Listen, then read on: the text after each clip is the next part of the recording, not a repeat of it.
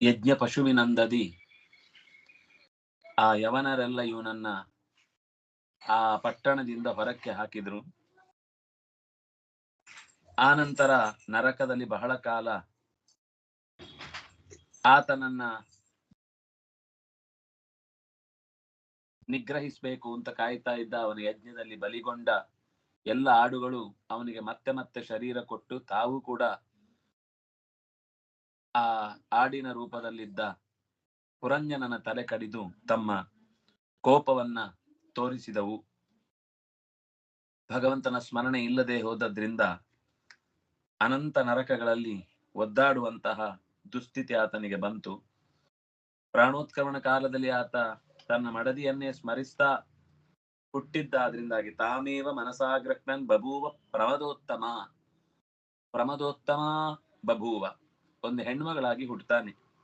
ಅನಂತರಂ ಎಲ್ಲಿ ವಿದರ್ಭಸ್ಯ ರಾಜಸಿಂಹಸ್ಯ ಭೇಷ್ಮನಿ, ವಿದರ್ಭ ದೇಶದ ಒಬ್ಬ ರಾಜನ ಮನೆತನದಲ್ಲಿ ಆತ ಮಗಳಾಗಿ ಹುಟ್ಟುತ್ತಾನೆ.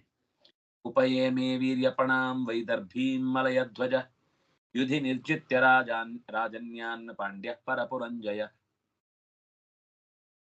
ಶತ್ರುಗಳ ಪಟ್ಟಣವನ್ನ ಚೆನ್ನಾಗಿ ಎದುರಿಸಿ ಅಲ್ಲಿಯ ಸಂಪತ್ತನ್ನೆಲ್ಲ ತನ್ನಲ್ಲಿಗೆ ಸಾಗ ಹಾಕ್ತಾ ಇದ್ದಂತಹ ಪಾಂಡ್ಯ ದೇಶದ ರಾಜ ಮಲಯಧ್ವಜ ಎಲ್ಲ ಕ್ಷತ್ರಿಯರನ್ನ ಗೆದ್ದು ಅದೇ ರೀತಿ ವಿದರ್ಭ ದೇಶಕ್ಕೂ ಬಂದು ಅಲ್ಲೂ ರಾಜನನ್ನ ಗೆದ್ದು ವೀರ್ಯ ಪಣವನ್ನಾಗಿ, ಅಂದ್ರೆ ಗೆದ್ದದ್ದಕ್ಕೆ ಉಡುಗೊರೆಯನ್ನಾಗಿ ಈ ವಿದರ್ಭನ ಮಗಳಾದಂತಹ ವೈದರ್ಭಿಯನ್ನ ಮಲಯಧ್ವಜ ವಿವಾಹವಾಗ್ತಾನೆ.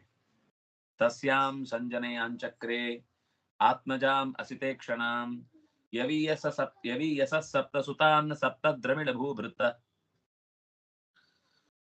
7 ಮಂದಿ ಆ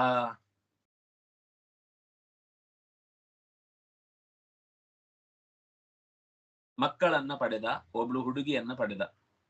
ಆ ವೈದರ್ಭಿಯಲ್ಲಿ ಮಲಯಧ್ವಜ 7 ಜನ ಗಂಡು ಮಕ್ಕಳನ್ನು, ಒಬ್ಬಳು ಹೆಣ್ಣು ಮಗಳನ್ನು ಮದುವೆ ಅಂದ್ರೆ ವಿವಾಹದ ಸಂತತಿಯ ಫಲವನ್ನ ಪಡೆದ. ಏಕೈಕಸ್ಯಾಭವತ್ ರಾಜನ್ನರ್ಬುದಮರ್ಬುದಂ ಭೋಕ್ಷ್ಯತೆ ತದ್ವಂಶಧರೈಹಿ ಮಹೀಮನ್ವಂತರಂ ಪರಂ. ಈ 7 ರಾಜರು ಅಸಾಧಾರಣವಾದ ಪೀಳಿಗೆಯವರಾಗಿ ಬೆಳೀತಾರೆ. ಅವರ ಪರಂಪರೆ ಎಷ್ಟು ದೊಡ್ಡದಾಗತ್ತೆ ಅಂದ್ರೆ ಆ ಮಕ್ಕಳು, ಮೊಮ್ಮಕ್ಕಳು, ಮರಿಮಕ್ಕಳು ಎಲ್ಲ ಕೋಟಿ ಸಂಖ್ಯೆಯಲ್ಲಿ ಬೆಳೆದು ಬಿಡ್ತಾರೆ. ಅವರ ಇಡೀ ಪರಿವಾರ, ಅಷ್ಟು ದೊಡ್ಡ ಪರಿವಾರ ಬೆಳೆದದ್ದು ಏನಾಯ್ತು ಅಂದ್ರೆ ಭೋಕ್ಷತೆ ತದ್ವಂಶಧರೈಹಿ ಮಹೀಮನ್ವಂತರಂ.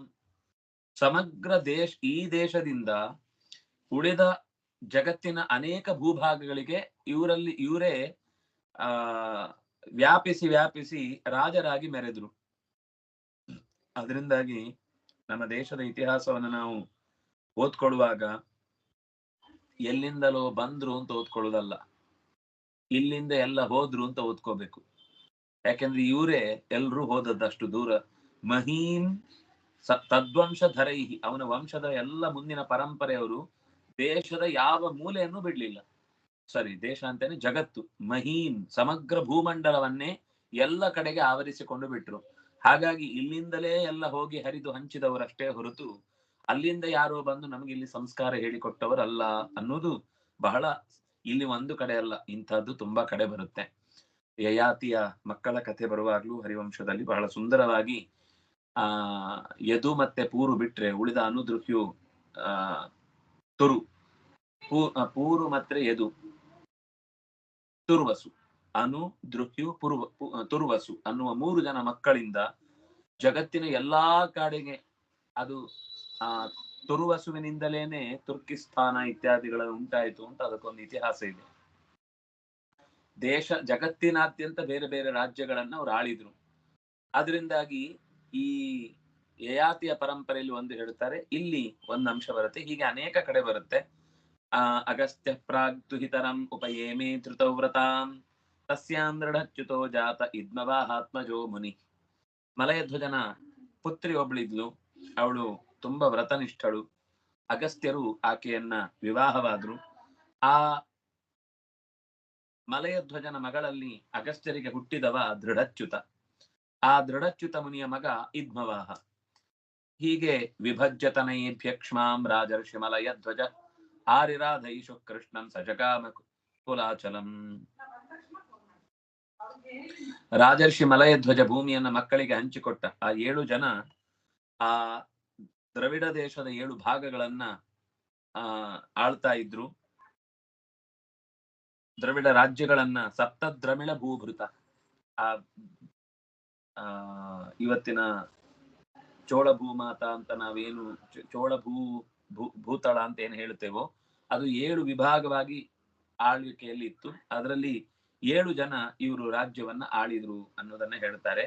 ಅದರ ಇನ್ನೊಂದು ಮುಖದಲ್ಲಿ ಹೇಳಿದ ಸಂಗತಿ ಏನು ಅಂತಂದ್ರೆ, ರಾಜರ್ಷಿ ಮಲಯಧ್ವಜ 7 ಮಕ್ಕಳಿಗೆ ತನ್ನ ರಾಜ್ಯಭಾರವನ್ನ ಕೊಟ್ಟ ಮೇಲೆ ಅವನು ಮಲಯ ಅನ್ನುವ ಕುಲ ಪರ್ವತಕ್ಕೆ ಹೋದ. ಮಲಯ ಅಂದ್ರೆ ತಮಿಳ್ನಾಡು, ಕೇರಳದ ಭಾಗ. ಅದನ್ನ ಮಲಯ ಅಂತ ಕರೀತಾರೆ. ಆ ಭೂಭಾಗವನ್ನ, ಸಹ್ಯದ ಕೆಳಭಾಗವನ್ನ ಮಲಯ. ಆದ್ರಿಂದಾಗಿ ಮಲಯ ದೇಶದ ಕೆಳಭಾಗದಲ್ಲಿ ಅಳಿದುಳಿದವರೆಲ್ಲ ಮಲಯಾಳಿಗಳು. ಮಲಯಾಳ, ಮಲಯಾಳಿ ಇದೆಲ್ಲ ಮಲಯ ದೇಶದ, ಮಲಯ ಪರ್ವತದ ಕೆಳಭಾಗದಲ್ಲಿರುವುದು. ಮಲಯ ಮಾರುತ ಅಂತ ಎಲ್ಲೋ ಹಾಡು ರಾಗ ಕೇಳಿದ್ ನೆನಪಿದ್ರೆ, ಆ ಚಂದನ ವೃಕ್ಷದ ನಡುವೆ ಬೀಸಿ ಬಂದ ಗಾಳಿ ಅಂಥ ಪರಿಮಳವನ್ನ ಬೀಸುತ್ತೆ. ಅದು ಎಷ್ಟು ಆನಂದ ಕೊಡುತ್ತೋ ಹಾಗೆ ಈ ರಾಗವೂ ಕೂಡ ಅಷ್ಟು ಮನಸ್ಸಿಗೆ ಆನಂದವನ್ನು ನೀಡುವಂಥದ್ದು ಅನ್ನುವ ಕಾರಣಕ್ಕಾಗಿ ಅದನ್ನ ಮಲಯ ಮಾರುತ ಅಂತ ಕರೀತಾರೆ. ಹಾಗೆ ಮಲಯ ಧ್ವಜನ ಆಳ್ವಿಕೆಯಲ್ಲಿ ಅದಕ್ಕೆ ಮಲಯ ಅಂತ ಹೆಸರು ಬಂತು. ಆ ಭಾಗದ ಪರ್ವತದಲ್ಲಿ ಆತ ಹೆಚ್ಚಿನ ತಪಸ್ಸಿಗಾಗಿ ಹೊರಟ. ಯಾರನ್ನು ತಪಸ್ ಮಾಡ್ಲಿಕ್ಕೆ? ಕೃಷ್ಣಂ. ಕೃಷ್ಣಾವತಾರನೇ ಆಗ್ಲಿಲ್ಲ ಅಂತ ನಾವ್ ಅನ್ಕೊಂಡ್ರೆ, ಆಗ ಅವನು ಕೃಷ್ಣನನ್ನ ಆರಾಧನೆ ಮಾಡ್ಲಿಕ್ಕೆ ಅಲ್ಲಿ ತಪಸ್ಸಿಗೆ ಹೋದ ಅಂತಿದೆ. ಅದರಿಂದಾಗಿ ಭಾಗವತದ ಬಗ್ಗೆ ಬಹಳ ಅಲ್ಲಿ ಕೇರಳದಲ್ಲಿ ಒಂದು ರೀತಿಯಲ್ಲಿ ಎಷ್ಟು ಅವ್ಯವಸ್ಥೆಗಳು, ಸಿಕ್ಕಾಪಟ್ಟೆ ಏನು ನಾಸ್ತಿಕರಿದ್ರೂ ಕೂಡ ಅಷ್ಟೇ ಪ್ರಮಾಣದಲ್ಲಿ ಆಸ್ತಿಕ್ಯದ ಕೆಲಸಗಳೆಲ್ಲ ಅಲ್ಲಿ ತುಂಬಾ ಚೆನ್ನಾಗಿ ನಡೀತದೆ. ಅಲ್ಲಿ ಭಾಗವತಕ್ಕೆ ಬಹಳ ಮಹತ್ವ ಇದೆ. ಭಾಗವತದ ಆರಾಧನೆ ಆದ್ರೆ 7 ದಿವಸ ಎಲ್ಲೂ ಜಾಗ ಬಿಟ್ಟು ಕದಲುವುದಿಲ್ಲ. ಈ ಬೆಳಿಗ್ಗಿಂದ ರಾತ್ರಿ ತನಕ ನಿರಂತರ ಒಂದೋ ಭಜನೆ, ಒಂದೋ ಕಥೆ, ಒಂದೋ ನೃತ್ಯ, ಒಂದೋ ಪೂಜೆ, ಒಂದು ಆರಾಧನೆ, ಇದು ಇಡೀ ದಿವಸ ನಡೆದು 7 ದಿವಸ ಸಮಗ್ರ ಬ್ಯುಸಿ ಇರುವ ಹಾಗೆ ಅಲ್ಲಿ ಭಾಗವತ ಸಪ್ತಾಹ ನಡೆಯುತ್ತೆ. ಸಪ್ತಾಹ ನಡೆಸಬೇಕಾದ ಕ್ರಮವೂ ಕೂಡ ಹೆಚ್ಚು ಕಥೆಗೆ ಒತ್ತು ಕೊಟ್ಟು ಇಡೀ ದಿವಸ ಕೇಳಬೇಕು. 7 ದಿವಸದಲ್ಲಿ 7 ಗಂಟೆ ಕೇಳುವುದಲ್ಲ. ನಾವೆಲ್ಲ ಇವತ್ತು ಹಾಗೆ ಮಾಡುದು. 7 ದಿವಸ ಅಂತ ಸಪ್ತಾಹ ಹೇಳುದು, 7 ಗಂಟೆ 6 ರಿಂದ 7 ಅಂತ ಕೇಳಿ ಮುಗಿಸ್ಬಿಟ್ಟು ನಾವು ಸಪ್ತಾಹ ಮಾಡಿದ್ವಿ ಅನ್ಕೊಂಡು. ಆ ಶಬ್ದವೇ ವಿರುದ್ಧ. ಸಪ್ತ ಅಹ ಅಂತ ಹೇಳಿದ್ಮೇಲೆ, ಅಹ ಅಂದ್ರೆ ದಿನ, ಇಡೀ ದಿನ ಅದು. ಸಪ್ತ ದಿನ ಅಂತ ಹೆಸರು ಹೇಳುದು, ಸಪ್ತ ಗಂಟೆಯಲ್ಲಿ ಮುಗಿಸುದು. ಆದ್ರೆ ನಿಜವಾಗಿ ಸಪ್ತಾಹ ಈಗ ಹೇಗೆ ಪರೀಕ್ಷಿತ್ ರಾಜ ಮಾಡ್ತಾ ಇದ್ದಾನೆ, ಅದು ನಿಜವಾದ ಸಪ್ತಾಹ. ಅವನ ಮಧ್ಯದಲ್ಲಿ ಹೇಳಲಿಲ್ಲ, ನೀರು, ಬಾಯಾರಿಕೆ, ತೃಷೆ. ವಸ್ತುತವನು ಅಲ್ಲಿಂದಲೂ ತೃಷೆ ಬಾಯಾರಿಕೆಯಿಂದನೇ ಒದ್ದಾಡಿಕೊಂಡೇ ಬಂದದ್ದವನು. ಪರೀಕ್ಷಿತ್ ರಾಜನಿಗೆ ಸಿಟ್ಟು ಬಂದದ್ದೇ ಆ ಹಸಿವಿನಿಂದ. ಆದ್ರೆ ಆ ಹಸಿವನ್ನು ನೀಗಿಸ್ಲಿಕ್ಕೋಸ್ಕರ ಪ್ರಯತ್ನ ಪಟ್ಟು ಆ ಶಮೀಕ ಮಹರ್ಷಿಗೆ ಕೊರಳಿಗೆ ಮಾಲೆಯನ್ನ, ಸಪ್ತಾಹವನ್ನ ಹಾಕಿ ಶಾಪ ಪಡೆದ ಹೊತ್ತಿಗೂ ಅವನು ಇನ್ನೂ ಆಹಾರ ಸ್ವೀಕರಿಸಲೇ ಇಲ್ಲ. ಅವನಿಗೆ ಆಗ್ಲೇ ಪಶ್ಚಾತ್ತಾಪ ಉಂಟಾಗಿತ್ತು, ನಾನು ತಪ್ಪು ಮಾಡಿಬಿಟ್ಟೆ, ಇನ್ನೇನು ತಗೊಳ್ಳಲ್ಲ ಅಂತ. ಅದಕ್ಕೆ ಸರಿಯಾಗಿ ಈ ಶಾಪದ ಸುದ್ದಿಯೂ ಬಂತಲ್ವ. 7 ದಿವಸವೂ ನಿರಾಹಾರನಾಗಿ ಪ್ರಾಯೋಪವೇಶಕ್ಕೆ ಕೂತು ಪ್ರಾಣ ಬಿಡ್ತೇನೆ ಅಂತ ಕೂತ. ಹಾಗೆ ಉಪವಾಸ ಇದ್ದಾಗಲೂ ಮನಸ್ಸು ವಿಚಲಿತಗೊಳ್ಳಿಲ್ಲ. ಅದು ಅವನ ನಿಷ್ಠೆ. ಆಗ ಹಿತ್ವಾ ಗೃಹಾನ್ ಸುತಾನ್ ಭೋಗಾನ್ ವೈದರ್ಭೀ ಬದರೇಕ್ಷಣ ಅನ್ವಪದ್ಯತ ಪಾಂಡ್ಯೇಶಂ ಜ್ಯೋತ್ಸ್ನೇವ ರಜನೀಕರಂ. ಬೆಳದಿಂಗಳು ಹೇಗೆ ಚಂದ್ರನನ್ನೇ ಎಲ್ಲ ಕಡೆಯೂ ಅನುಸರಿಸುತ್ತಾ ಹೋಗುತ್ತದೋ ಹಾಗೆ ಸುಂದರ ವದನೆಯಾದ ವೈದರ್ಭಿ ಮನೆ, ಮಕ್ಕಳು, ಭೋಗ, ಭಾಗ್ಯ ಎಲ್ಲವನ್ನು ತೊರೆದು ಪಾಂಡ್ಯ ದೇಶದ ರಾಜನ ಜೊತೆಗೆ ಹೊರಟು ಬಿಟ್ಲು. ಅವನು ಮಲಯ ಪರ್ವತಕ್ಕೆ ಹೊರಟ ಅಲ್ವರ ಕೃಷ್ಣನನ್ನ ಆರಾಧಿಸ್ಬೇಕು ಅಂತ. ಇವಳು ಅವನ ಹಿಂದೆನೆ ಹೊರಟ್ಲು. ಭಾರ್ಯ ಅಂತಂದ್ರೆ ಆ ಹಿನ್ನೆಲೆಯಲ್ಲಿ ಅದಕ್ಕೆ ಅವರು ಜ್ಯೋತ್ಸ್ನಾ ಇವ ಅಂತಂದ್ರು. ಚಂದ್ರನನ್ನ ಬೆಳಕು ಹೇಗೆ ಬಿಟ್ಟಿರುವುದಿಲ್ವೋ ಹಾಗೆ ಅವನನ್ನ ಬಿಟ್ಟು ಅವಳು ಇರ್ಲಿಲ್ಲ. ತತ್ರ ಚಂದ್ರವದಾ ನಾಮ ತಾಮ್ರಪರ್ಣಿ ಬರೋದಕ ತತ್ಪುಣ್ಯ ಸಲಿಲೇರ್ ನಿತ್ಯಂ ಉಭಯತ್ರಾತ್ಮನೋ ಮೃಜನ್. ಮಲಯ ಪರ್ವತದಲ್ಲಿ ಒಂದು ಚಂದ್ರವದ, ತಾಮ್ರಪರ್ಣಿ, ವರೋದರ ಅಂತ 3 ನದಿಗಳು. ಆ ನದಿಗಳಲ್ಲಿ ಚಂದ್ರವದ ಅನ್ನೋದು ಚಂದ್ರನಂತೆ ಬೆಳಕು ಬೆಳ್ಳಗೆ ಹರಿಯುವಂತಹದ್ದು. ತಾಮ್ರಪರ್ಣಿ ಒಂಚೂರು ತಾಮ್ರದ ಬಣ್ಣದಲ್ಲಿ ಹರಿಯುವಂಥದ್ದು. ವರೋದಕ ಅತ್ಯಂತ ಶುದ್ಧ ಜಲ. ಹೀಗೆ 3 ನದಿಗಳು ಹರಿತಾವೆ. ಆ ಪುಣ್ಯ ಜಲದಲ್ಲಿ ಮಲಯಧ್ವಜ ನಿತ್ಯ ಸ್ನಾನ ಮಾಡಿ ಬಾಹ್ಯ ಅಂತರ 2 ಕೊಳೆಗಳನ್ನ ಅಂದ್ರೆ ಸಬಾಹ್ಯಾಭ್ಯಂತರ ಶುಚಿಹಿ, ಅಂತರಂಗ ಬಹಿರಂಗದ 2 ಕಡೆಯ ದೋಷಗಳನ್ನ ಕಳೆದುಕೊಂಡ ಮೃಜನ್ ಶುದ್ಧ ಮಾಡುತ್ತಾ, ಮೃಜು ಶುದ್ಧವು ಅಂತ ಧಾತು. ಮೃಜನ್ ಅಂದ್ರೆ ಶುದ್ಧಿ ಮಾಡಿಕೊಳ್ಳುತ್ತಾ ಕಂದಾದಿರ್ಮೂಲ ಫಲೈಹಿ ಪುಷ್ಪಪರ್ಣೈ ಸ್ತೃಣೋದಕೈ ವರ್ತಮಾನ ಶನೈರ್ಗಾತ್ರ ಕರ್ಷಣಂ ತಪ ಆಸ್ಥಿತ. ಗೆಡ್ಡೆ, ಗೆಣಸು, ಹಣ್ಣು, ಎಲೆ, ಹುಲ್ಲು, ನೀರು ಇಷ್ಟರಲ್ಲೇ ದೇಹ ಧಾರಣೆ ಮಾಡಿಕೊಂಡಿದ್ದ. ಅದಕ್ಕಿಂತ ಹೆಚ್ಚಿನದನ್ನು ಏನನ್ನು ಅವನು ಬಯಸ್ತಿರ್ಲಿಲ್ಲ. ದೇಹವನ್ನ ತಪಸ್ಸು ಮಾಡಿ ಇನ್ನಷ್ಟು ಕೃಶಗೊಳಿಸಿಕೊಂಡ. ಅವನಿಗೆ ನಿತ್ಯ ತಪಸ್ಸು ಮಾಡುವುದರಲ್ಲಿ ಆಸಕ್ತಿ ಇತ್ತು. ಆ ದೇಹಕ್ಕೆ ಪುಷ್ಟಿ ಕೊಡುವಂತದ್ದು ಏನೇ ಪದಾರ್ಥ ಇದ್ರು ಅದನ್ನ ಹೆಚ್ಚು ಗಮನ ಕೊಡ್ತಿರ್ಲಿಲ್ಲ. ಶೀತೋಷ್ಣವಾತ ವರ್ಷಾಣಿ ಕ್ಷುತ್ಪಿಪಾಸೆ ಪ್ರಿಯಾ ಪ್ರಿಯೆ ಸುಖ ದುಃಖೇ ಇತಿ ದ್ವಂದ್ವಾತ್ ಅಯಜತ್ ದ್ವಂದ್ವಾನ್ಯಯಜತ್ ಸಮದರ್ಶನ. ಎಲ್ಲ ಕಡೆ ವ್ಯಾಪಿಸಿರುವ ನಿರ್ದುಷ್ಟನಾದ ಹರಿಯನ್ನ ಕಾಣುತ್ತಾ, ಮಳೆ ಬರ್ಲಿ, ಚಳಿ ಇರ್ಲಿ, ಸೆಕೆ ಆಗ್ಲಿ, ಗಾಳಿ ಬೀಸ್ಲಿ, ಹಸಿವಾಗ್ಲಿ, ಬಾಯಾರಿಕೆ ಇರ್ಲಿ, ತನಗಿಷ್ಟವಾದದ್ ನಡೀಲಿ, ಅಪ್ರಿಯವಾದದ್ದುಂಟಾಗ್ಲಿ, ಸುಖ ಬರ್ಲಿ, ದುಃಖ ಬರ್ಲಿ, ಎಲ್ಲ ತರದ ದ್ವಂದ್ವಗಳನ್ನು ಕೂಡ ಒಂದೇ ತರನಾಗಿ ಸ್ವೀಕರಿಸಿದ. ಸುಖ ಕೊಟ್ಟವನೇ ದುಃಖ ಕೊಡ್ತಾನೆ. ಸುಖ ಕೊಟ್ಟಾಗ ಬೇಡ ಅಂತ ಹೇಳಿಲ್ಲ ಅಂದ್ಮೇಲೆ ದುಃಖ ಕೊಟ್ಟಾಗ ಬೇಡ ಅಂತ ಹೇಳಿಕ್ ನಮ್ಗೆ ರೈಟ್ಸ್ ಎಲ್ಲಿದೆ ಅನ್ನುವ ದ್ವಂದ್ವ ಸಹಿಷ್ಣುತೆಯನ್ನು ಸಂಪಾದಿಸಿ ಭಗವಂತನನ್ನ ಅತ್ಯಂತ ಹೆಚ್ಚು ಹತ್ತಿರವಾಗಿಸಿಕೊಳ್ಳುವ ಎಲ್ಲಾ ತರದ ಸಾಧ್ಯತೆಗಳನ್ನು ಸಂಪಾದಿಸ್ತಾ ಇದ್ದ. ತಪಸಾ ವಿದ್ಯೆಯ ಪಕ್ವ ಕಷಾಯೋ ನಿಯಮೈ ಯುಜೆ ಬ್ರಹ್ಮಣಾತ್ಮಾನಂ ವಿಜಿತಾಕ್ಷಾನಿಲಾಶಯ. ಎಷ್ಟು ಅವನಿಗೆ ಆ ತೀವ್ರತೆ ಬೆಳೆಯಿತು ಅಂದ್ರೆ, ಭಗವಂತನಲ್ಲಿ ಪ್ರೀತಿಯ ತೀವ್ರತೆ ಹೆಚ್ಚಿತು ಅಂದ್ರೆ, ತಪಸ್ಸು, ವಿದ್ಯೆ, ನಿಯಮ, ಯಮ, ಯಾವ ರೀತಿಯಿಂದ ತಪಸ್ಸಿನಿಂದ, ಅಧ್ಯಯನದಿಂದ, ನಿಯಮಗಳ ಅನುಷ್ಠಾನದಿಂದ ತನಗೆ ದೇಹಕ್ಕೆ ದಂಡನೆ ಕೊಡುವುದರಿಂದ ಪಾಪಗಳನ್ನು ಪರಿಹರಿಸಿಕೊಳ್ಳುತ್ತಾ ಹೋದ. ಇಂದ್ರಿಯ, ಪ್ರಾಣ, ಮನಸ್ಸು ಇವುಗಳ ಮೇಲೆ ಜಯ ಸಂಪಾದಿಸಿ ಭಗವಂತನಿಗೆ ಸಮಸ್ತವನ್ನು ಕೊಟ್ಟು ಬಿಟ್ಟ. ಆಸ್ಥೆ ಸ್ಥಾಣುರವೈಕತ್ರ ದಿವ್ಯಂ ವರ್ಷ ಶತಂ ಸ್ಥಿತ ವಾಸುದೇವೇ ಭಗವತಿ ನಾಣ್ಯದ್ ವೇದೋದ್ವಹನ್ ರತಿಂ. ದೇವಮಾನದ 100 ವರ್ಷಗಳ ಕಾಲ ಒಂದೇ ತರ ಕಂಬದ ಹಾಗೆ ನಿಂತು ಬಿಟ್ಟ ತಪಸ್ಸು ಮಾಡುತ್ತಾ. ಆಚೆ ಈಚೆ ಅಲ್ಲಾಡ್ಲಿಲ್ಲ. ಸ್ಥಾಣುರಿವ, ಸ್ಥಾಣು ಅಂದ್ರೆ ಕಲ್ಲು, ಬಂಡೆಯ ಹಾಗೆ ನಿಂತು ಬಿಟ್ಟ. ಕೆಲವೊಂದ್ಸರ್ತಿ ನಮಗೆ ಬಂಡೆ ಕಾಣಿಸ್ತಾ ಇರ್ತದೆ. ಯಾರು ತಪಸ್ ಮಾಡ್ತಿರ್ತಾರೋ ಋಷಿಗಳು, ಅವ್ರು ನಮ್ಗೆ ಯಾರಿಗೂ ಗೊತ್ತಾಗ್ಬಾರ್ದು ಅಂತ ಬಂಡೆಯ ಆಕೃತಿಯಾಗಿ ಕಾಣ್ತಿರ್ತಾರೆ. ವಸ್ತುತಃ ಅದು ಋಷಿಗಳೇ ಆಗಿರುತ್ತೆ ಎಷ್ಟೋ ಸಲ. ಅವನು ಬಂಡೆಯಂತೆಯೇ ಕಾಣಿಸಿಕೊಳ್ಳದೆ, ಅಂದ್ರೆ ಅದು ಅವರ ಸಿದ್ಧಿಗಳಲ್ಲಿ ಒಂದು ಸಿದ್ಧಿ. ಅದು ತಮ್ಮ ಬಗ್ಗೆ ಯಾರಿಗೂ ಗೊತ್ತಾಗ್ಬಾರ್ದು ಅಂತ ಒಂದು ಮರದ ರೂಪದಲ್ಲೋ ಬಂಡೆ ರೂಪದಲ್ಲೋ ಏನೋ ಒಂದು ತಿಳಿಯದ ರೂಪಕ್ಕೆ ಜಾರಿ ಬಿಡ್ತಾರೆ. ಹಾಗೆ ಇವನು ಕೂಡ ನಿಶ್ಚಲವಾಗಿ ವಾಸುದೇವನಲ್ಲಿ ಆಸಕ್ತನಾಗಿ ಅವನಿಗಿಂತ ಸ್ವತಂತ್ರನಾದ ಮತ್ತೊಬ್ಬ ವ್ಯಕ್ತಿ ಇಲ್ಲ ಅಂತ ನಿರಂತರವಾಗಿ ಚಿಂತಿಸಿದ.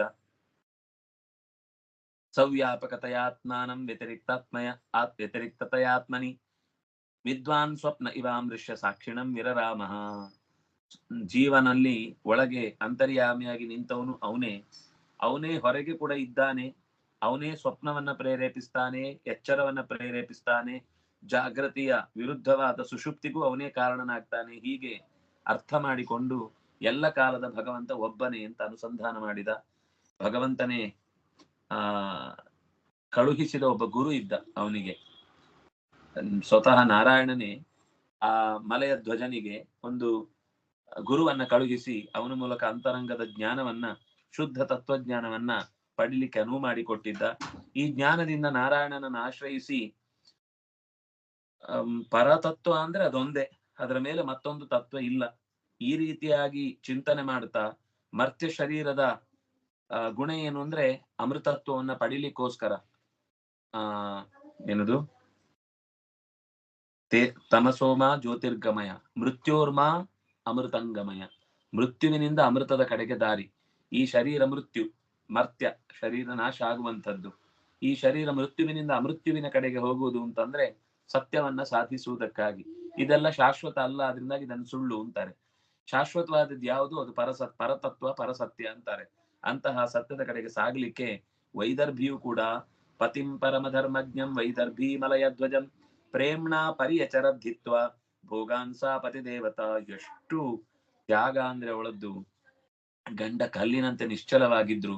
ಒಂದೇ ಒಂದು ದಿವಸ, ಎಷ್ಟು ದಿವಸಪ್ಪ ಇವ್ರು ಹೀಗೆ ಕಣ್ಣು ಮುಚ್ಕೊಂಡು ಕೂತು ಬಿಟ್ಟಿದ್ದಾರೆ, ಒಂದ್ ದಿವಸ ಮಾತಾಡಲ್ಲ, ಎದ್ದೇಳಲ್ಲ, ಕಲ್ ಬಂಡೆ ತರ ಇದ್ರೆ ನಾನು ಇವ್ರ ಹತ್ರ ಏನ್ ಮಾತಾಡ್ಲಿ ಅಂತ ಅವಳು ಬೇಸರ ಮಾಡ್ಕೊಳ್ಳದೆ ಅವರಿಗೆ ಯಾವ ರೀತಿಯ ಅನುಕೂಲವನ್ನ ಮಾಡಿಕೊಡ್ಬೇಕು ಅದನ್ನ ಮಾಡ್ತಾ ಅಲ್ಲೇ ಕಾಲ ಕಳೀತಾ ಇದ್ಲು. ಸ್ವತಃ ತಾನು ಕೂಡ ಅವರಂತೆಯೇ ವ್ರತಗಳಲ್ಲಿ ಇದ್ದು ಯಾವುದೇ ದೈಹಿಕವಾದ ಅಲಂಕಾರಾದಿ ಸಂಸ್ಕಾರಗಳನ್ನು ಮಾಡಿಕೊಳ್ಳದೆ ಶಾಂತವಾದ ಚಿತ್ತವಾಗಿ ಹೊಗೆ ಇಲ್ಲದ ಬೆಂಕಿಯಂತೆ. ಹೊರಗಿನಿಂದ ಹೊಗೆ ಬಂದ್ರೆ ಅದು ಕೆಮ್ಮು ಬರುತ್ತೆ, ಹೊಗೆ ಇಲ್ಲದ ಬೆಂಕಿ ಬಂದ್ರೆ ಅದರಲ್ಲಿ ನಿಜವಾಗಿಯೂ ಆಹುತಿ ಕೊಟ್ಟದ್ದು ಚೆನ್ನಾಗಿ ದೇವತೆಗಳಿಗೆ ಮುಟ್ಟತ್ತೆ. ಎಷ್ಟು ಎಷ್ಟು ಹೊಗೆ ಇರುತ್ತೋ ಅಷ್ಟಷ್ಟು ಅದು ದೋಷಯುಕ್ತವಾದದ್ದು ಅಂತ ಅರ್ಥ. ಆದ್ರಿಂದಾಗಿ ಯಜ್ಞದಲ್ಲಿ ನಿಯಮ ಇದೆ ನಿಜವಾಗಿ. ಅಂದ್ರೆ ಚೂರು ಹೊಗೆ ಬಂದೇ ಬರುತ್ತೆ ಆರಂಭ ಸುಡುವಾಗ, ಆದ್ರೆ ಆಹುತಿ ಕೊಡುವಷ್ಟರಲ್ಲಿ ಅದು ಹೇಗಿರ್ಬೇಕು ಅಂದ್ರೆ ದಗ ದಗ ದಗ ಉರಿಯುವ ತರದಲ್ಲಿ ಯಾವುದೇ ಪದಾರ್ಥ ಹಾಕಿದ್ರು ಕ್ಷಣ ಮಾತ್ರದಲ್ಲಿ ಸುಟ್ಟು ಹೋಗ್ಬೇಕು. ಹಾಗೆ ಅದಕ್ಕೆ ಸಂಬಂಧ ಸಿದ್ಧಿ ಆಗ್ಬೇಕು. ಆವಾಗ ಅದು ದೇವತೆಗಳಿಗೆ ಬಹಳ ಮೆಚ್ಚುಗೆ ಆಗುವಂಥದ್ದು. ಆ ರೀತಿ ಆಕೆಯೂ ಕೂಡ ಹೊಗೆ ಇಲ್ಲದ ಬೆಂಕಿಯ ಜ್ವಾಲೆಯಂತೆ ಉಪಚಾರ ಮಾಡ್ತಾ ಆದ್ರೆ ಏನಾಯ್ತು, ಅಂದ್ರೆ 100 ವರ್ಷಗಳ ಕಾಲ ನಿರಂತರ ತಪಸ್ ಮಾಡ್ತಾ ಯೋಗದ ದಾರಿಯಲ್ಲಿ ಪ್ರಾಣ ಬಿಟ್ಟಿದ್ದಾನೆ. ಅವಳಿಗೆ ಅದು ಗೊತ್ತೇ ಇಲ್ಲ. ತಪಸ್ ಮಾಡ್ತಾ ಇದ್ದಾರೆ, ತಪಸ್ ಮಾಡ್ತಾ ಇದ್ದಾರೆ, ತಪಸ್ ಮಾಡ್ತಾ ಇದ್ದಾರೆ ಅಂತ ಕಾಯ್ತಾನೆ ಇದ್ದಾಳೆ. ಸ್ಥಿರಾಸನದಲ್ಲಿ ಎಂದು ತಪಸ್ ಮಾಡ್ತಾ ಇರುವಾಗ ಒಂದು ದಿವಸ ಒಂದು ಉಪಚಾರ ಮಾಡ್ತಾ ಇದ್ದಾಳೆ. ಅಷ್ಟೊತ್ತಿಗೆ ಪಾದ ಪ್ರತಿ ದಿವಸ ನಿಂತ ಜಾಗದಲ್ಲೇ ನೀರು ಹಾಕಿ ತೊಳೆದು ಪ್ರೋಕ್ಷಣೆ ಮಾಡ್ಕೊಳ್ಬೇಕು ಅಂತ ನೀರು ಹಾಕುವಲ್ಲಿ ಮುಟ್ಟುತ್ತಾಳೆ. ಕಲ್ಲಿನ ತರ ತಣ್ಣಗಾಗ್ಬಿಟ್ಟಿದೆ. ಅಲ್ಲಿ ತನಕ ಕಲ್ಲೇ ಆಗಿದ್ರು ಬಿಸಿ ಬಿಸಿ ಇರ್ತಿತ್ತು, ಅಂದ್ರೆ ಆ ತಪಸ್ಸಿನ ಶಕ್ತಿಯ ಬಿಸಿ. ಆವಾಗ ಈ ಏನು ಯದಾ ನೋಪಲಭೇದಂಗ್ರೌ ಊಷ್ಮಾಣಂ ಬಿಸಿ ಊಷ್ಮಾಣಂ ಪತ್ಯುರರ್ಚತಿ ಆಸೀತ್ ಸಂವಿಘ್ನ ಹೃದಯ ಯೂತ ಭ್ರಷ್ಟ ಮೃಗೀಯಥ.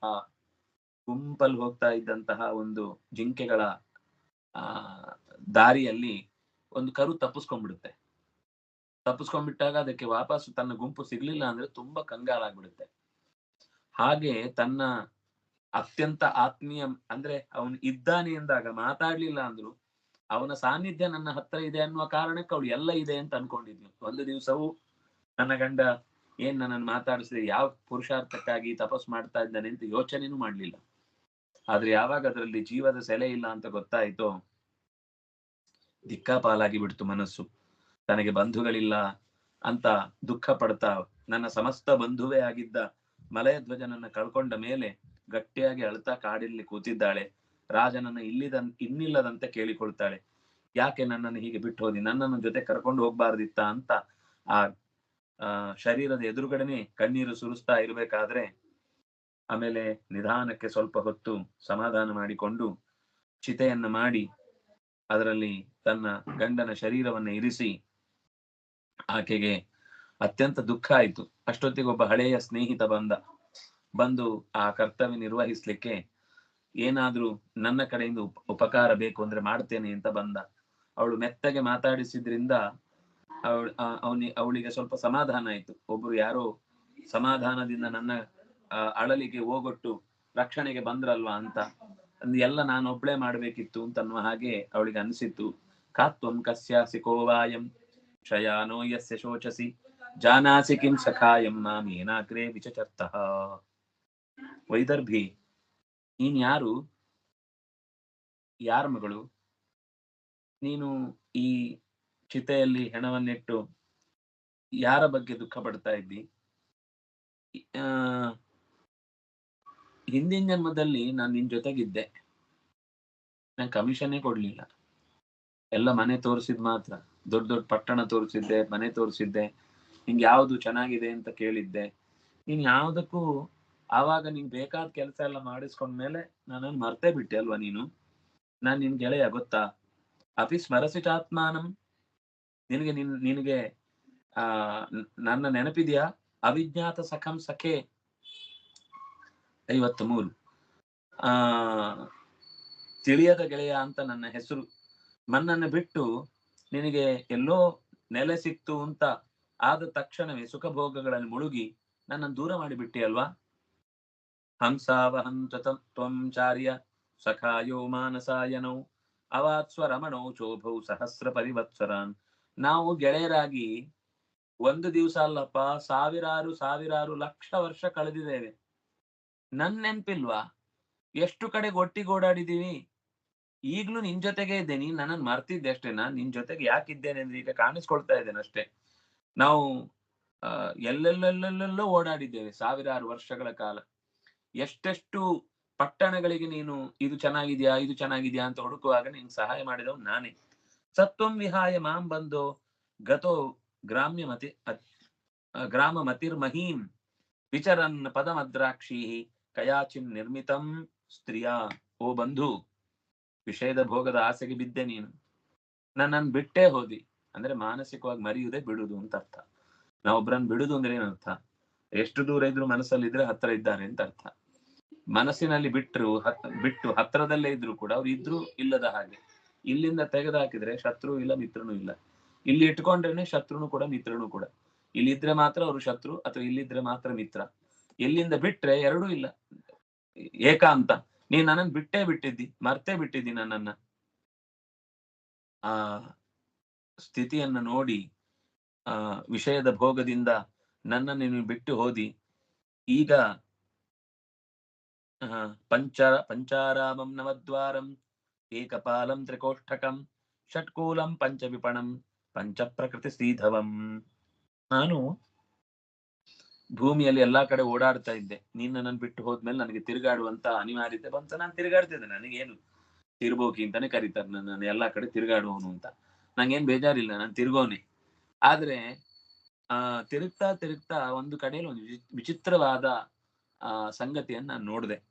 ಒಬ್ಳು ಹೆಂಗಸು ಏನೋ ಸಿದ್ಧ ಮಾಡ್ತಾ ಇದ್ಲು. ಅಲ್ಲಿ ಆಚೆಯಿಂದ ಉಪವನ ಇತ್ತು, 9 ಬಾಗ್ಲಿತ್ತು, ಅಲ್ಲೊಬ್ಬ ನೋಡ್ಕೊಳ್ಳೋನಿದ್ದ, 3 ಕೊಠಡಿ ಇತ್ತು, ದೊಡ್ಡ ದೊಡ್ಡ ಆ ಮನೆಯ ಸುತ್ತ 6 ಅಂಗಳಗಳಿದ್ವು, ಆಚೆ ಹೊರಗಡೆ 5 ಅಂಗಡಿ ಇತ್ತು. ಈ ಪಟ್ಟಣಕ್ಕೆ ಆ ಸ್ತ್ರೀಯೇ ಯಜಮಾನಿಯಾಗಿದ್ನು. ಪಂಚೇಂದ್ರಿಯಾರ್ಥ ಆರಾಮ ದ್ವಾರೋ ಘ್ರಾಣಾದಯ ಪ್ರಭೋ ತೇಜೋಬನ್ನಾನಿ ಕೋಷ್ಠಾನಿ ಗೋಳಕೇಂದ್ರಿಯ ಸಂಗ್ರಹ. ಶಬ್ದಾದಿ ಪಂಚ ವಿಷಯಗಳೇ ಆ ಉಪವನಗಳು. ಹಿಂದೆ ಆ ಮನೆಯನ್ನ ತೋರಿಸುವಾಗ ಏನೆಲ್ಲ ಇತ್ತು ಅಂತ ಹೇಳ್ತಾ ಇದ್ದಾರೆ. ನಾನು ಯಾವ ಮನೆಗೆ ನೀನು ಬಿಟ್ಟು ಹೋದಿಯಲ್ವಾ, ಆ ಮನೆ ನೋಡ್ತಾ ಇದ್ದೆ ನಾನು. ಆ ಮನೆಯಲ್ಲಿ 5 ಉಪವನ ಇತ್ತು ಅಂದ್ರೆ ಯಾವ್ದೆಲ್ಲ ಪಂಚೇಂದ್ರಿಯಗಳೇ ಉಪವನ. ಆರಾಮ ಅಂದ್ರೆ ಸಂಸ್ಕೃತದಲ್ಲಿ ಉಪವನ ಅಂತ ಅರ್ಥ. ಎಲ್ಲಿ ಆರಾಮಾಗಿರ್ಲಿಕ್ಕಾಗುತ್ತೋ ಅದು ಆರಾಮ. ಅದು ಉಪವನ ಯಾವುದು? ಶಬ್ದ ಸ್ಪರ್ಶ ರೂಪರ ಸಗಂಧಗಳೇ ಉಪವನಗಳು. ಇನ್ನು 9 ಇಂದ್ರಿಯಗಳು, ಮೂಗು ಕಣ್ಣು ಬಾಯಿ ಇತ್ಯಾದಿ ಇಂದ್ರಿಯಗಳೇ ದ್ವಾರಗಳೇ ನವದ್ವಾರಗಳು. ತೇಜಸ್ಸು ನೀರು ಮತ್ತು ಅನ್ನ ಇದು ಆ ಶರೀರದ ಮುಖ್ಯ ಕೊಠಡಿಗಳು. ಆಮೇಲೆ ಜ್ಞಾನೇಂದ್ರಿಯ ಗೋಲಕಗಳೇ ಅಂಗಳಗಳು. ಕಣ್ಣು, ಕಿವಿ, ಮೂಗು, ಬಾಯಿ, ಚರ್ಮ, ಇಷ್ಟು ಇಂದ್ರಿಯ ಗೋಲಕಗಳೇನಿವೆ ಅದೇ ಆ ಅಂಗಗಳು. ವಿಷಣಸ್ತು ಕ್ರಿಯಾ ಶಕ್ತಿರ್ಭೂತ ಪ್ರಕೃತಿ ವ್ಯಯ ಶಕ್ತಿ ದೇಶ ಪುಮಾನತ್ರ ಪ್ರವಿಷ್ಟೋ ನಾವಬುದ್ಧತೆ. ಕರ್ಮೇಂದ್ರಿಯ ಶಕ್ತಿಗಳೇ ಹೊರಗಡೆ ಎಲ್ಲ ಓಡುವುದು, ನಿಲ್ಲುವುದು, ಕುಣಿಯುವುದು, ಕುಪ್ಪಳಿಸುವುದು ಇತ್ಯಾದಿ ಎಲ್ಲ ಕ್ರಿಯೆಗಳೇ ಅಂಗಡಿಗಳು. ಅದರಿಂದಾಗಿನೇ ನಮಗೆ ಮುಂದಿನ ಬೇರೆ ವ್ಯವಸ್ಥೆಗಳು ಸಿಗ್ತಾ ಹೋಗ್ತಿತ್ತು. ಪಂಚಭೂತಗಳಿಗೆ ಕಾರಣವಾದ ಪ್ರಕೃತಿಯೇ ಒಳಗಿನ ಆ ಶಕ್ತಿ. ಬುದ್ಧಿಯೇ ಶರೀರದ ಉಪಭೋಗಕ್ಕೆ ಕಾರಣವಾಗಿದ್ದಂತಹ ಯಜಮಾನಿ ಅಂದ್ರೆ ಮನಸ್ಸು. ಬುದ್ಧಿ ಇಲ್ಲಿ ಹೇಳಿದ್ದಾರೆ, ಬುದ್ಧಿ ಮತ್ತು ಪ್ರಮದ ವಿದ್ಧಿ, ಬುದ್ಧಿ ಮನಸ್ಸು ಎಲ್ಲ ಸೇರಿಯೇ ಹೇಳ್ತಾ ಇರ್ತದೆ. ಅವಳೇ ಆ ಮನೆ ಯಜಮಾನಿ. ಜೀವ ಇಂತಹ ಶರೀರವನ್ನ ಪ್ರವೇಶಿಸಿ ತಾನು ಒಡೆಯನಾದ್ರೂ ಕೂಡ ಅವಳ ವಶಕ್ಕೆ ಬಿದ್ದು ಅವಳು ಏನ್ ಮಾಡ್ತಾಳೋ ಅದರ ಪ್ರಕಾರ ಇವ್ ನಡ್ಕೊಳ್ತಾ ಹೋಗ್ತಾನೆ. ತಸ್ಮಿನ್ ಸ್ವಂ ರಾಮಯ ಸೃಷ್ಟೋ ರಮಮಾಣೋ ಹತ ಸ್ಮೃತಿ ಈದೃಶೀಂ ಪ್ರಾಪ್ತೋ ದಶಾಂ ಪಾಪೀಯಸೀಂ ವಿಭೋ.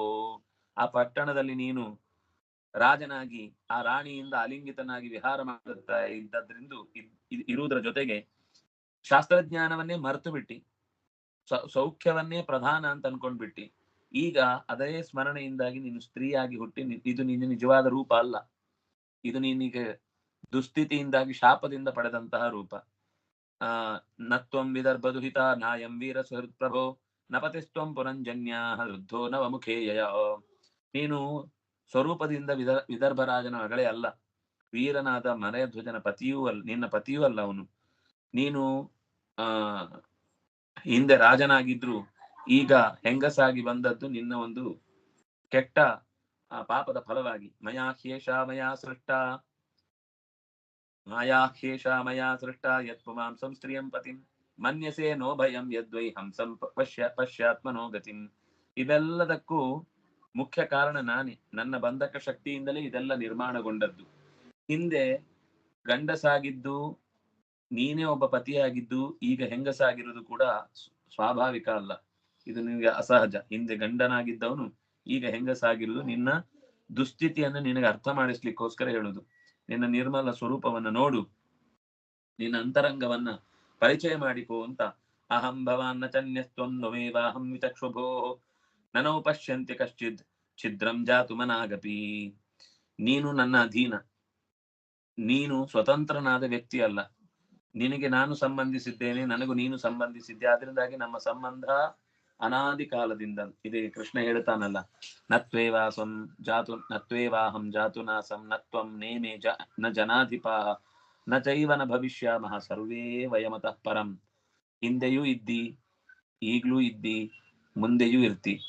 ನಾನು ಆಗ ನಿನ್ ಜೊತೆಗಿದ್ದೆ, ಈಗ್ಲೂ ನಿನ್ ಜೊತೆಗಿದ್ದೇನೆ, ಮುಂದೆನೂ ಇರ್ತೇನೆ.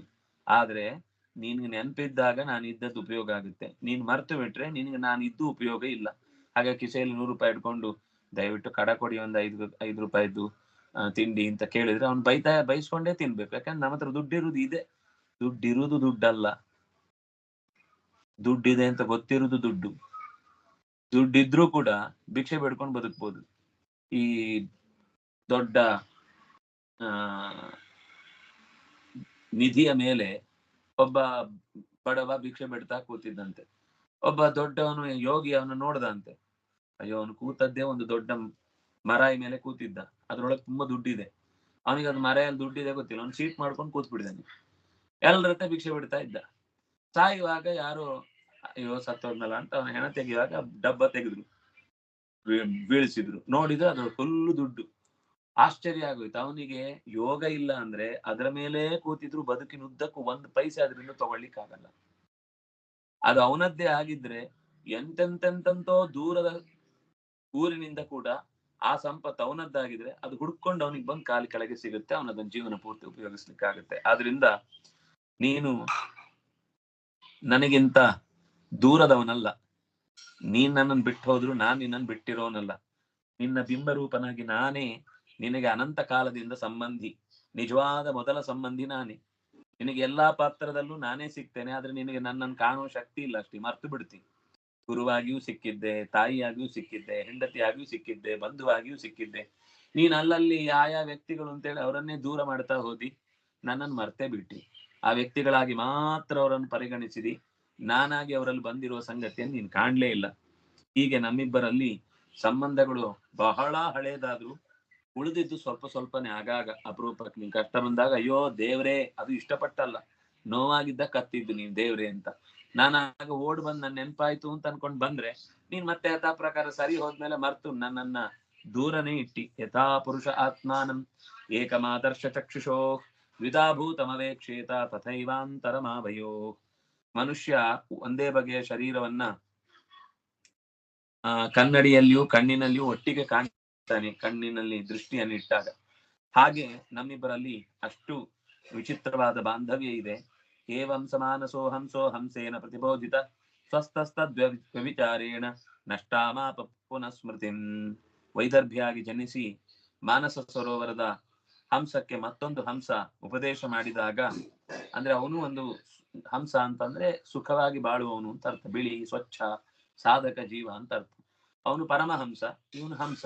ಇದು ಮರಿಹಂಸ, ಅದು ಮಹಾಹಂಸ. ಮರಿಹಂಸಕ್ಕೆ ಮಹಾಹಂಸದ ರಕ್ಷಣೆ ಸಿಕ್ಕಿ ಅದರ ನಿಜವಾದ ಸಂಬಂಧ ಏನು ಅಂತ ಗೊತ್ತಾದ್ಮೇಲೆ ಅವನು ತತ್ವಜ್ಞಾನ ಯಾವುದು ಹಿಂದೆ ಕಳೆದೋಗಿತ್ತೋ ಅದು ಮತ್ತೆ ಅವನಿಗೆ ಬಂತು, ಒಳಗಿನಿಂದ ಚಿಂತನೆ ನೆನಪಾಯಿತು. ಗತೋಸ್ಮಿ ತವ ಸಂದೇಹ ಏನದು, ನಷ್ಟೋ ಮೋಹ ಸ್ಮೃತಿರ್ಲಬ್ಧ. ಅರ್ಜುನ ಹೇಳ್ತಾನೆ, ಅವನು ಒಂದ್ಸರ್ತಿ ಎಲ್ಲ ಬೇಡ ಅಂತ ಬಿಟ್ಟಿದವ. ಕೃಷ್ಣ ಉಪದೇಶ ಮಾಡಿದ್ಮೇಲೆ ಹೇಳ್ತಾನೆ, ಅಯ್ಯೋ ಹೌದು ನೀನ್ ಹೇಳಿದ್ ಕರೆಕ್ಟು, ನಷ್ಟೋ ಮೋಹ, ನನಗೀಗ ಮೋಹ ಕಳಚಿ ಹೋಯ್ತು. ಸ್ಮೃತಿ ಲಬ್ಧ, ನಿಜವಾಗಿ ನಾನೇನು, ನಿನ್ನ ಸಂಬಂಧ ಏನು, ನೀನೇನು ಬಿಂಬ, ನಾನೇನು ಪ್ರತಿಬಿಂಬ ಅದು ನನಗೀಗ ಅರ್ಥ ಆಯ್ತು. ನೀನೇನ್ ಹೇಳ್ತೀಯೋ ಅದೇ ಪ್ರಕಾರ ಮಾಡ್ತೇನೆ ಅಂತ ಕೃಷ್ಣ ಹೇಳಿದ. ಯಥೇಚ್ಛಸಿ ತಥಾಕುರು ಅಂತ, ಬೇಕಾದ್ದು ಮಾಡು ಅಂತ ಬಿಟ್ರು ಪರಮಾತ್ಮ ಹೇಳಿದ ಕರ್ಮದಲ್ಲಿ ಪ್ರಾಮಾಣ್ಯ ಇದೆ ಅಂತ ಭಾವಿಸಿ ಆ ರೀತಿ ಕರ್ತವ್ಯವನ್ನು ಮುಂದುವರಿಸಿ ಯುದ್ಧ ಮಾಡಿದ. ಹಾಗೆ ನಾರದರು ಪ್ರಾಚೀನ ಬರಿಹೆಗೆ ಹೇಳ್ತಾರೆ, ಬರ್ಹಿಷ್ಮನ್ನೇತದಧ್ಯಾತ್ಮಂ ಪಾರೋಕ್ಷೇಣ ಪ್ರದರ್ಶಿತಂ ಯತ್ ಪರೋಕ್ಷ ಪ್ರಿಯೋ ದೇವೋ ಭಗವಾನ್ ವಿಶ್ವಭಾವನ. ಓ ಪ್ರಾಚೀನ ಬರಿಹಿಯೇ, ಸರ್ವ ಕಾರಣನಾದ ಭಗವಂತ ತನ್ನ ತತ್ವವನ್ನ ನೇರವಾಗಿ ಹೇಳುವುದಿಲ್ಲ, ಒಗಟಾಗಿ ಹೇಳ್ತಾನೆ. ಯಾಕೆಂದ್ರೆ ಒಗಟನ್ನ ಬಿಡಿಸಿ ಅರ್ಥ ಮಾಡಿಕೊಂಡಾಗ ಮಾನಸಿಕ ಖುಷಿ ಏನಿದೆ ಅದು ರೆಡಿ ಟು ಈಟ್ ಅಂತ ತಂದು ಕೊಟ್ಟು ಬಿಟ್ರೆ ಅದು ಮಾಡ್ಕೊಳ್ಳೋ ಖುಷಿನೂ ಗೊತ್ತಿರೋದಿಲ್ಲ. ಇನ್ನೊಮ್ಮೆ ಯಾರು ಮಾಡಿ ಕೊಡ್ಲಿಲ್ಲ ಅಂದ್ರೆ ಉಪವಾಸ ಬಿದ್ದು ಸಾಯೋ ಯೋಚನೆ. ಆದ್ರಿಂದಾಗಿ ನಮಗೆ ಇನ್ನೊಬ್ರು ಕೊಡುವ ಮುಂಚೆ ನಾವು ಮಾಡ್ಕೊಂಡು ತಿನ್ನುವ ಸ್ವಾವಲಂಬಿತನ ಇದೇ ಆತ್ಮನಿರ್ಭರ ಅಂದ್ರೆ. ದೇಶ ಮಾತ್ರ ಆತ್ಮನಿರ್ಭರ ಆಗುದಲ್ಲ, ನಾವು ಕೂಡ ಆತ್ಮನಿರ್ಭರರಾಗಬೇಕು. ಆತ್ಮನಿರ್ಭರರು ಅಂದ್ರೆ ನಮಗೆ ಏನಾದ್ರೂ ಒಂದು ತೊಂದರೆ ಎದುರಾಯ್ತು ಅಂದ್ರೆ ನಾವು ಎದುರಿಸ್ಲಿಕ್ಕೆ ಅದರಲ್ಲಿ ಮಾನಸಿಕವಾಗಿ ಮೊದಲು ಆತ್ಮಬಲದಿಂದ ಸಿದ್ಧರಾಗಿರ್ಬೇಕು. ಏನೂ ಬರ್ಬೋದು ಜೀವನದಲ್ಲಿ. ಅದನ್ನ ಜೊತೆಗೆ ಒಬ್ಬ ಆತ್ಮ ಇದ್ದಾನೆ ನಮ್ಮ ಜೊತೆಗೆ, ಅಂತರ್ಯಾಮಿಯಾಗಿ ನಮ್ಮನ್ನು ಕಾಪಾಡುವವ. ಅವನಲ್ಲಿ ನಿರ್ಭರನಾಗಿರ್ಬೇಕು. ಅವನು ಖಂಡಿತ ನಮ್ಮ ಜೊತೆಗೆ ಇದ್ದೇ ಇರ್ತಾನೆ, ನಮ್ಮ ರಕ್ಷಣೆ ಮಾಡಿಯೇ ಮಾಡ್ತಾನೆ ಅಂತ. ಅದರ ಜೊತೆಗೆ ನಮಗೆ ಜೀವನದ ನಮ್ಮ ಸಣ್ಣ ಪುಟ್ಟ ಕಾರ್ಯ ಕಲಾಪಗಳನ್ನು ಮಾಡ್ಕೊಳ್ಳಿಕ್ಕೂ ಗೊತ್ತಿರ್ಬೇಕು. ಮನೇಲಿ ಏನೋ ಒಂದು ಸಣ್ಣ ವಸ್ತು ಆಚೆ ಈಚೆ ಆಯ್ತು, ನಮ್ಗೆ ಸರಿ ಮಾಡುವುದು. ಪ್ರತಿಯೊಂದು ಹಾಳಾದ್ರೂ, ಒಂದು ಸ್ವಿಚ್ ಬೋರ್ಡ್ ಹಾಳಾಯ್ತು ಅಂದ್ರೆ 10 ದಿವಸ ಅವನು ಯಾರೋ ಒಬ್ಬ ಎಲೆಕ್ಟ್ರಿಷಿಯನ್ ಬರ್ಲಿಲ್ಲ ಅಂದ್ರೆ ನಾವು 10 ದಿವಸ ಕತ್ತಲೆಯಲ್ಲಿರುವ ಹಾಗೆ ಆಗ್ಬಾರ್ದು. ಸಣ್ಣ ಪುಟ್ಟ ಕೆಲಸ ನಮ್ಗೆ ಗೊತ್ತಿರ್ಬೇಕು. ಬಲ್ಬ್ ಹಾಳಾಯ್ತು ಅಂದ್ರೆ ತೆಗ್ದು ಹಾಕ್ಲಿಕ್ಕೆ ಅವನೇ ಬರ್ಬೇಕು ಅಂದ್ರೆ ಜಾಗ್ರತೆಯಿಂದ ಬಲ್ಬ್ ಹಾಕುದು ಹೇಗೆ ಅಂತ ಗೊತ್ತಿರ್ಬೇಕು ಹೋಲ್ಡರಿಗೆ. ಅದಿಲ್ಲ, ಅಯ್ಯೋ ಅದು ನಮ್ಮಲ್ಲಿ ಹೋಲ್ಡರ್ ಹಾಳಾಗಿ 2 ದಿವಸ ಆಯ್ತು, ಕತ್ಲೇಲೇ ಇದ್ದೇನೆ, ಗೂಬೆಗಳ ತರ ಕೂತ್ರೆ ಗೂಬೆ ಜೊತೆಗೆ ಇರ್ಬೇಕಷ್ಟೇ, ಏನು ಬೆಳಕು ಬರ್ಲಿಕ್ಕೆ ಸಾಧ್ಯ ಇಲ್ಲ. ಬೆಳಕು ಬರ್ಬೇಕು ಅಂದ್ರೆ ಸಣ್ಣ ಪುಟ್ಟ ಕೆಲಸ ನಮ್ಗೆ ಗೊತ್ತಿರ್ಬೇಕು. ನಮ್ಮ ಮನೆ ಸುತ್ತದ್, ನಾನೇನು ನೀವು 10 ಮನೆಗೆ ಎಲೆಕ್ಟ್ರಿಷಿಯನ್ ಕೆಲಸ ಮಾಡಿ ಅಂತ ಹೇಳ್ತಿಲ್ಲ.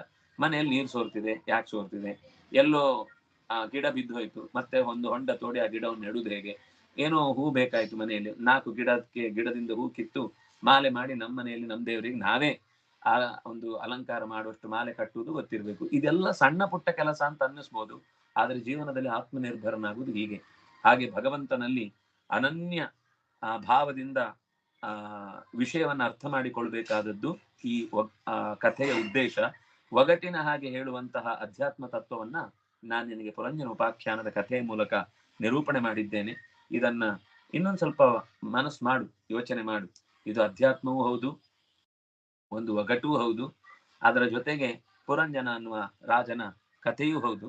ಈ ಹಿನ್ನೆಲೆಯಲ್ಲಿ ಇದನ್ನು ತಿಳ್ಕೊ ಅಂತ ಹೇಳಿ ಇಲ್ಲಿಗೆ 4ನೆಯ ಸ್ಕಂದದ 28ನೆಯ ಅಧ್ಯಾಯ ಮುಕ್ತಾಯಗೊಳ್ಳುತ್ತೆ.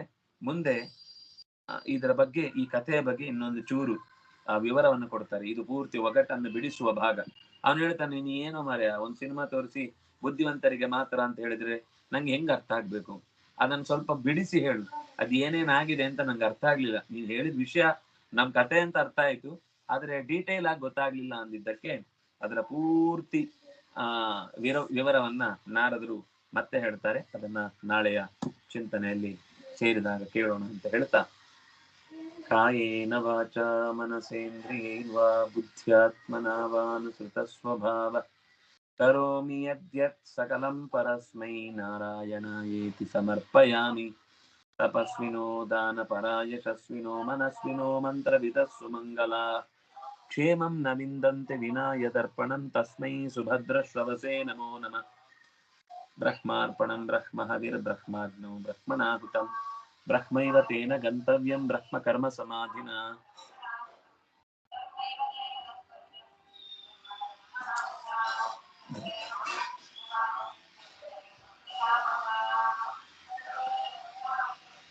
ಮಾ ಕಶ್ಚಿತ್ ದುಃಖ ಭಾಗ್ ಭವೇತ್. ಧರ್ಮಸ್ಯ ವಿಜಯೋ ಭೂಯಾತ್ ಧರ್ಮಸ್ಯ ಪರಾಭವಃ. ಸದ್ಭಾವನಾ ಪ್ರಾಣಭೃತಾಂ ಭೂಯಾತ್ ವಿಶ್ವಸ್ಯ ಮಂಗಲಂ. ಶ್ರೀಕೃಷ್ಣಾರ್ಪಣಮಸ್ತು. ಎಲ್ಲರಿಗೂ ಮತ್ತೊಮ್ಮೆ ನಮಸ್ಕಾರ. ಶ್ರೀ ಹರಿಪ್ರಿಯತಾ.